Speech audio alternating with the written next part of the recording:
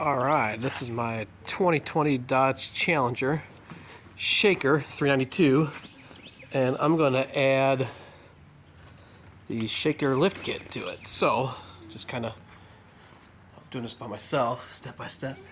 This is stock height, and just kind of go through some of the steps here, put it in. So, get a pretty good view. The way it sits, it's kind of right at the air vent lips. It's right where the stock way it sits. Okay, so next I'm going to do the shaker tool, and then I don't know if you can really see. We're going to take, here's 1, 2, 3, 4 bolts. Oh, and then factory, here's the, I don't know if you could focus on there, there's like the weep hole. So, I want to make sure that goes, but that's the tool that came with it. So now we're going to take the top off. Okay, also, this ductwork, just unscrewed that. So I don't really have good lighting in here, but... Okay, so now I got the bolts out. We're going to attempt to lift this up. I think I'm going to need 2 hands here. Oh, no, okay. So that's up. Pretty dirty. Alright, pause it for the next step. Okay, so now we have the plate off. So now we're going to remove this flat cover. This is for oil. So just to get to it. And these are also 10 millimeter. Alright, I'm going to take these off. Okay. Keep these in order. So there's 1, 2, 3, 4, 5. And this base plate is what we're going to raise. So I'll pause this here in a second too.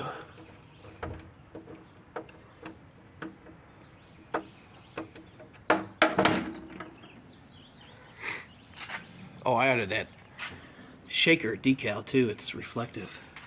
So rather than want just like a flat gray. So alright, so now I have the base off. I'm going to wipe this down. So this pretty much looks just like the regular 392 engine. This is extra for the shaker, plus that ductwork. And for the factory, it only has 1 fuel rail cover. So I think on Scalia website you can order the other fuel rail cover, which would go, you know, like down here. I guess I might do that later. We'll see how this riser looks. Okay. Wipe this down. Next step. There's that bottom plate.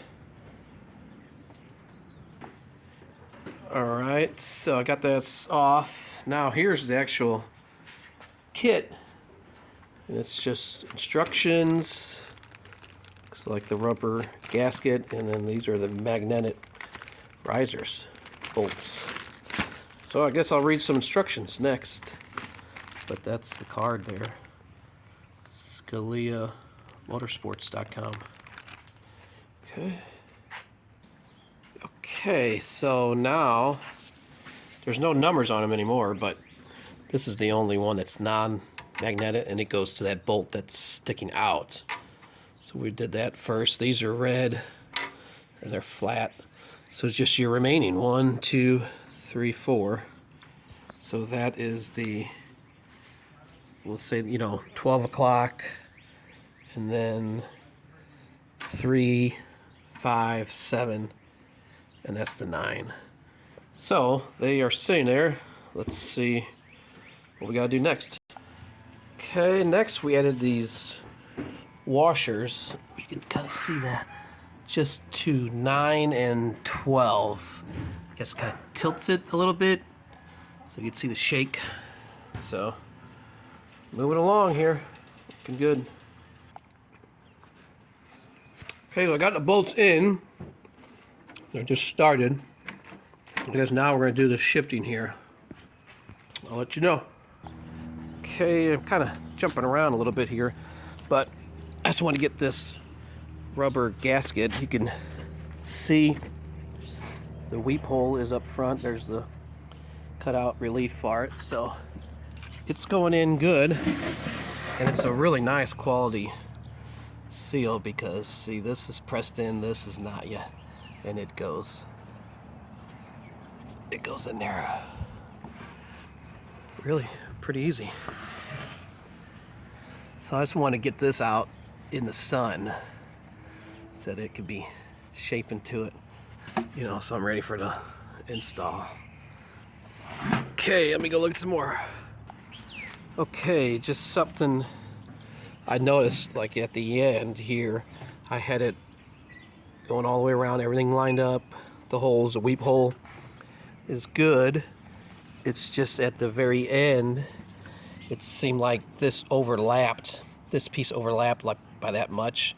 So I just kind of went on both corners, lift them up, put these down first, and then just press this all in. So it all fits. It almost looks like it's too big, but it's not. This underneath. It all fits in there really good. Nice and snug, tight. So it is all in there. You can just see how much lower it is. That's where all the holes line up. That's the back piece. So looks good. Let's get this thing installed. Okay, so now I have them all on. It's kind of hard, I'm doing this by myself, but wife and kids don't want to help. You know how that goes. So, got the coupler on there. At first, this washer was not laying flush, but you just gotta tighten it down a little bit. So I guess, you know, it goes past the surface, and this still moves, so we don't have it tightened down yet. But that'll be in there. So now we're gonna position this thing.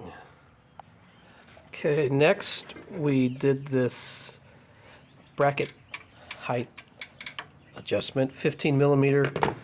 Lowered it, pushed it down on the driver's side so it just kind of sits off a little bit, and got it nice and tight. So a couple more adjustments, put this back on. Okay, then we kind of moved the plate all the way over towards the driver's side and like 1/8 of an inch back. So it's tightened up. We're gonna set everything up, see what it looks like.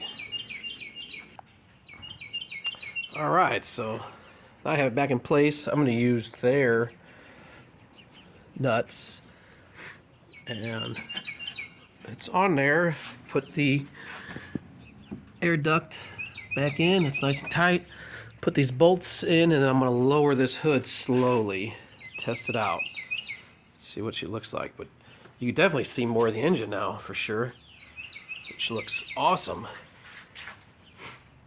I want to dress up this powered by SRT a little bit more. Looks cool. Okay, got everything adjusted. I did test it once, so it's on there. Go ahead and close it, and then we're going to, so I'll start it up.